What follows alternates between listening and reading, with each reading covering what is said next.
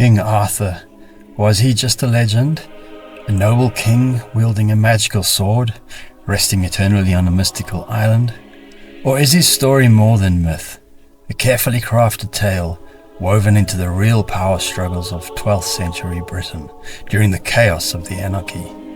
What if the tale of Arthur and his knights was inspired by the rise of a powerful new order, the Knights Templar, granted papal authority in 1128? Join us as we unravel the truth behind King Arthur, trace his ancient lineage, and reveal how the Templars shaped his enduring legend. Discover how truth might just be stranger than fiction. Like and subscribe now to dive deeper into history's greatest mysteries.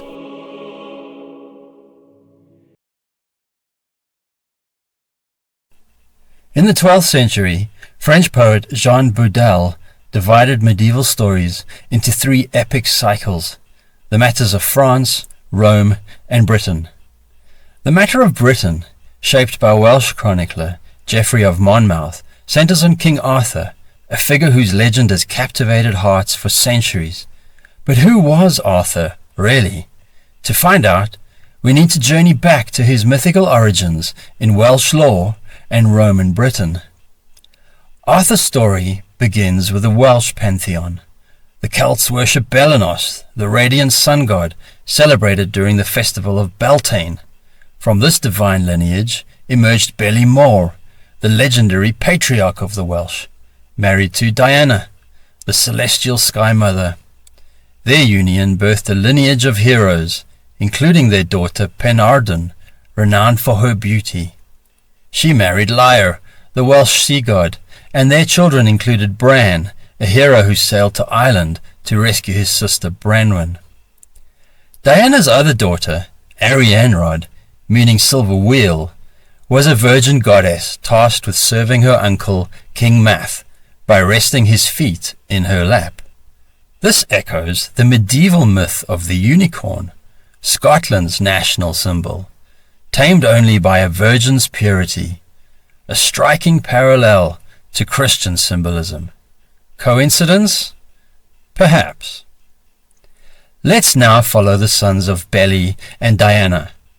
Ludlaw, known for his silver hand earned in battle, left his mark on history, for London's Ludgate is named after him. His descendants formed the powerful Catuvellauni tribe, ruling Londinium.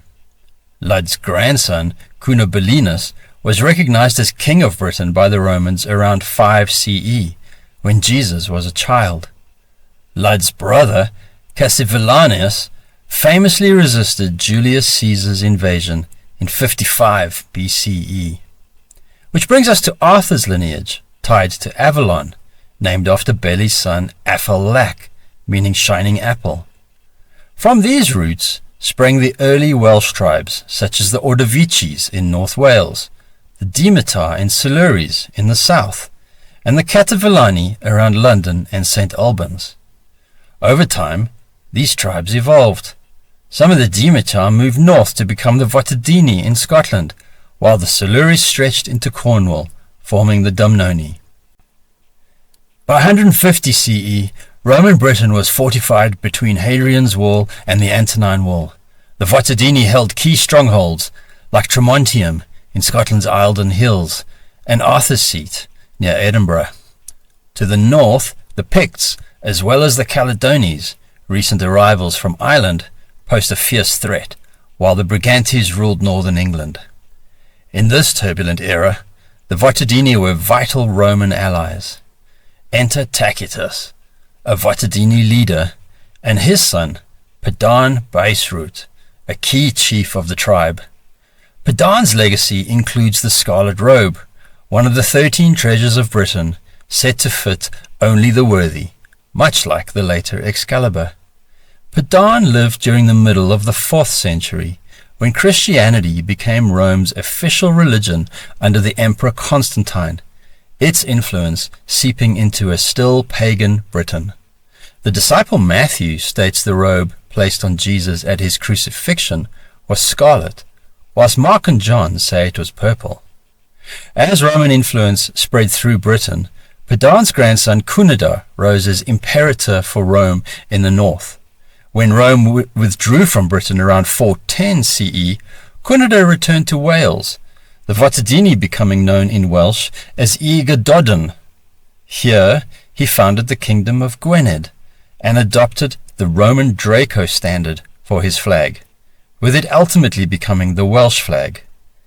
The Draco standard had been introduced by Scythian legionaries sent earlier to Britain under Marcus Aurelius, the emperor clearly also knowing about the dragon constellation identified by the earlier Greeks. Cunedda's eldest son was Aenion Earth, otherwise known as Uther Pendragon, which finally brings us to the real King Arthur, Owain Danwyn, the Bear of Rhos, or Arthur Rhos in Welsh. Arthur married Gwenhwyvar, a Cornish princess from the Dumnoni tribe, which had consolidated power in Cornwall as Anglo-Saxon invaders arrived. We also need to consider Arthur's maternal line. From Marcus Aurelius's Roman Empire through to Constantine's support for Christianity as a dominant force, we arrive finally at Magnus Maximus, or Maxen Rhedeg in Welsh lore. As commander of Britain, he seized the throne in 383 CE, but fell at the Battle of Save, marking the start of Rome's retreat from northern Gaul and Britain. After Maximus, no significant Roman emperor ever went north of Lyon again. His grandson, Ambrosius Aurelianus, as a boy, faced Vortigern at Dinas Imris, revealing two dragons, a red one for the Britons and a white one for the Saxons, prophesying British victory under his grandson Owain Danwyn. For Ambrosius's daughter Igraine became Arthur's mother, wedding Uther Pendragon as the Anglo-Saxons were landing in Kent. So who was Owain Danwyn, Geoffrey of Monmouth's Arthur character? The earliest work we have available is from Gildas, a 6th century Scottish monk and prince of the Picts. His On the Ruin and Conquest of Britain is a polemical essay focusing on moral and religious themes, and although he fails to mention Arthur by name, he does verify the victory of the Britons against the Anglo-Saxons at the Battle of Badon near Bath, England. This was considered Owain Danwyn's most famous battle. The next monk, Bede, in his ecclesiastical history of the English people, also fails to mention Arthur. This is hardly surprising, as he was writing a history for the Saxons, Arthur's enemy at the time. Nevertheless, both Gildas and Bede tell us that Ambrosius's parents were born in the purple, that is, descendants of Roman emperors. Owain's final stand came in 520 CE at the Battle of Camlan in the foothills of Snowdonia, where his nephew Maglacunus would take over the kingship of Gwynedd. After his death, his body was floated down the Dyfi River and out westwards to Avalon, or Bardsey Island, known as Innis Inli, the island of 20,000 saints, and home to the rarest apple tree in the world, tying us back to Aphilac's shining apple. Was Avalon also perhaps the proverbial Garden of Eden with its apple tree?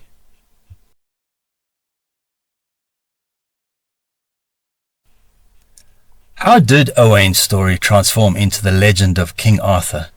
The answer lies with the Knights Templar, founded shortly after the First Crusade. Following the Crusaders' capture of Jerusalem in 1099, Godfrey de Boulogne was installed as the advocate of the Holy Sepulchre, followed by his brother Baldwin I as King of Jerusalem. Their eldest brother, Eustace III, was then meant to take over the kingdom, but a distant cousin, Baldwin II, stepped into the role instead. As an experienced leader in the Holy Land, Baldwin II's daughters were born there, the eldest marrying Fulk V, a Count of Anjou, to rule as Queen of Jerusalem, while the other married into the Italian de Hauteville family. The figure of Tancred de Hauteville is crucial in our other videos on the oral history of the Tironensian Order in Scotland and the genuine secrets of a master mason. For now, It's important to know that he was the first crusader to enter Jerusalem and place his flag over the Temple Mount. The Templars were founded in 1119 by a vassal knight of the Comte de Troyes, known as Hugh de Payne, as well as Flemish knight Godfrey de Saint-Omer, following the First Crusade in Jerusalem. Godfrey's sister-in-law was Melisende de Piqueny, whose uncle was the Latin Patriarch of Jerusalem at the time, and who first granted the Templars the authority to protect pilgrims in the Holy Land. However, it would take almost 10 years for the Templars to gain papal authority, which they finally did in 1128, following the support of Bernard de Clairvaux, his family having close ties to the Blois family of Champagne and the Templars. The Comte de Troyes would give up all his titles and holdings in later years to dedicate his life to the Templars. His nephew was Stephen de Blois, who seized the throne of England after several nobles rejected Henry I's choice of his daughter Matilda to succeed him. The ensuing civil war from 1135 was known as the Anarchy, as local lords exploited the power vacuum. Stephen's wife was Mathilde, from the famous crusading family of Boulogne. She donated Cressing to the Templars in 1136, no doubt to secure their support for Stephen's claim. It was from Cressing Temple Barns that the Templars later helped plan the Magna Carta of 1215, a cornerstone of modern democracy. At this point, we should recap on the works of the Matter of Britain and fill in the relevant dates. The Templars were founded in 1119, gaining papal authority in 1128. Alfonso, the Battler, left his possessions to the Templars in 1134 at Monzon, while the Anarchy started in 1135, followed by the death of the first Grand Master de Payne in 1136, the same year that Cressing Temple Barns was gifted to the second Grand Master, Robert de Craon. De Payne had been close to the Blois family, but de Craon was closer to Henri I of England's Angevin and Anjou allies. 1136 is also the year that Geoffrey of Monmouth published Historia. We can now reveal that the mastermind behind his Arthurian tale was Stephen's brother, the Abbot of Glastonbury, Henri de Blois. Henri was also friendly with William of Malmesbury and helped to shape Arthur's legend, both to bolster Stephen's claim and Glastonbury's prestige. Later, around 1190, Glastonbury monks claimed to have found Arthur and Genevieve's graves, helping to cement the myth and improve the finances of the struggling abbey following the death of Henri. The three works that best complete and extend Geoffrey's story of Arthur are Chretien de Troyes' Parzival, Robert de Boron's Joseph de Arimathea, and Wolfram von Eschenbach's Parsifal, being the most complete of the series. Geoffrey's tale was dedicated to the two nobles most important to Stephen's campaign, Waleran de Beaumont, Earl of Worcester, and Robert de Caen, Earl of Gloucester. Waleran was initially engaged to Stephen's daughter Mathilde de Blois. However, she died at a young age, and Waleran's daughter in later life would marry a niece of Robert de Craon, the second Templar Grand Master. Robert of Gloucester was Henry's eldest yet illegitimate son, and Stephen's first cousin via his mother Adela of Normandy. It was through Adela and William the Conqueror that Stephen claimed legitimate descent for the crown of England. No doubt, Robert was at first swayed by Geoffrey's tale, painting him as the Arthur character, with a group of loyal Templar knights ready to serve at his side. However, under the second Grand Master, de Craon, the Templars clearly supported the marriage of Matilda to Geoffrey Plantagenet, the Count of Anjou and son of Fulk V. Fulk had been one of the earliest nobles to support the Templars financially and was married to Baldwin II's daughter Melisende, Queen of Jerusalem. Robert of Gloucester would soon come around to be one of the Empress Matilda's staunchest supporters. The conflict of the Anarchy persisted until the 1153 Treaty of Wallingford, which ensured Stephen's rule until his death, followed by Matilda's son, Henri II Curtmantle, taking the throne in 1154. Even in these early days of the Templars' political involvement, we can see how they already acted as kingmakers, brokering alliances on both sides of a conflict. Chretien de Troyes' patron was Marie de France, the Countess of Champagne, through her marriage to Stephen's nephew Henri de Blois, the liberal Count of Champagne and Brie. With her husband on crusade in the Holy Land, and no longer in need for a legendary English king, the court of Marie evolved to sing of the Crusaders' knightly pursuits, the period between 1150 and 1250 becoming known as the classic age of the troubadours. Thus, with Chretien's romances of Lancelot, Yvain, and Parzival, we see the role of Arthur diminish to simply a symbol of the chivalric ideal and royal authority, whose Camelot court served as the starting point for quests of love, honor, and spiritual growth. Chretien's Parzival was dedicated to Philippe of Alsatia, Graf van Flanders, son of the famous crusader Thierry, who had brought a vial of Christ's blood back to Bruges. Philip's brother Matthew married Stephen's daughter, whilst Philippe married Teresa de Portugal, daughter of Alfonso the Conqueror, the first king of Portugal, who was also close to the Templars. Thus, whether Philippe obtained his version from the Blois family or from Portugal, he clearly also knew their story of the Grail.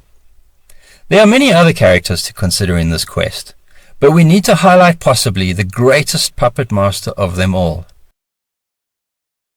Rotrou the Grand de Châteaudun, Count of Perche, was also the governor of Aragon's Tudela region under his cousin Alfonso the Battler. Alfonso held several treasures related to the life of Jesus, including a wooden piece of the true cross, the lance that pierced the side of Jesus, the chalice that Joseph de Arimathea supposedly collected the blood of Christ in, and the cloth believed to have covered the face of Jesus after his death.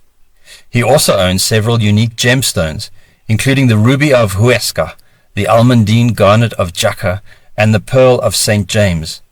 We examine the emergence of the Grail Kings of Aragon and the genuine secrets of a Master Mason in a later video, where Rotrou plays an even greater role. His Châteaudun family donated land for the Templars de Arville commandery. It would go on to become their most important military training centre for their knights before embarking on their journey to the Holy Land. Rotrou's son married the daughter of Tybalt the Grand, brother to Stephen. Tybalt had donated the very first estates in Barbon to the first Grand Master of the Templars in 1127, even before they had gained papal recognition. It would be their first of many grants.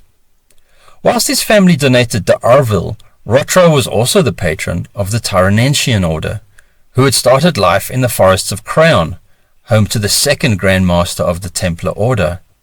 Rotrou subsequently granted them land in the Perche, and they quickly went on to resuscitate Celtic Christian cells in France and Wales, notably that of Dogmael Abbey, the original St. Dogmael being a first cousin to Owain Danwyn. The Tironensians became master builders with their leather aprons, but they never really became paid master masons, the word Tiron meaning apprentice in Latin. The order was closely tied to the Templars, especially in Scotland, from where we see the emergence of both operative and early speculative Freemasonry. Rotrou had lost his first wife, a daughter of Henri I of England, in the sinking of the White Ship of 1120, whilst his sister Julienne had lost her sons. The decimation of Norman aristocracy that arose after the tragedy of 1120 played a large role in the anarchy that followed. Julienne's daughter Marguerite married Garcia Ramirez, the Restorer, King of Navarre, who, in 1116, inherited the legendary swords of Tizona and La Colada from El Cid's. Garcia's father had been the captain of Monzon Castle in Aragon, married to one of El Cid's daughters. So with the death of Alfonso the Battler in 1134, as he granted the order most of his possessions in his will, the Templars thus inherited Monzon Castle, Alfonso's relics and stones, as well as El Cid's legendary swords. Just in time for Henri de Blois and Geoffrey of Monmouth to create the Arthur legend in 1136 for Geoffrey's Historia. Monzon is of course the Grail castle in Wolfram's epic tale, while Geoffrey refers to Arthur's legendary sword as Caliburnus, that in later text becomes embedded in an anvil on a stone, while the Lady of the Lake grants the magical Excalibur to our hero Arthur. Chretien de Troyes mentions that the Grail was a kind of platter, like that used for serving fish. The Counts of Barcelona and Urgell, who became the Grail kings after the death of Alfonso the Battler, did indeed grant such platters as gifts to monasteries, such as that granted in 1010 to the Church of Saint Foy on the Camino de Santiago, being the earliest mention of a Gradale or Grail ever in the written record. So now that you know who and what influenced the legends of King Arthur, the matter should either be cleared up entirely, or perhaps instead a deeper rabbit hole has opened for you. Either way, we hope this video has helped to shed some much needed light on the matter. Since Wolfram von Eschenbach offers us the most detailed family tree and speaks to where the Grail might have gone post the persecution of the Cathars and leading into the banning of the Templars, his tale deserves a video of its own. We hope you will subscribe and ring that bell to stay informed of when that will be revealed.